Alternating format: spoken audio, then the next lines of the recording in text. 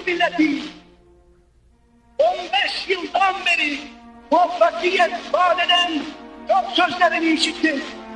Bahtiyarım ki bu sözlerinin hiçbirinde milletinin hakkındaki itimadını sarsacak bir isabetsizliğe uğramadım. Bugün aynı inan ve katiyetle söylüyorum ki Türkiye tam bir bütünlükle hürmette olan Türk milletinin büyük millet olduğunu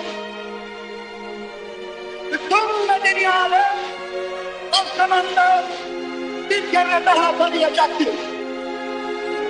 Asla şüphem yoktur ki Türklüğün unutulmuş büyük medeni vasfı ve büyük medeni kabiliyeti bundan sonraki inkişafıyla Fatih'in yüksek medeniyet ufkundan yeni bir güneş gibi doğacaktır.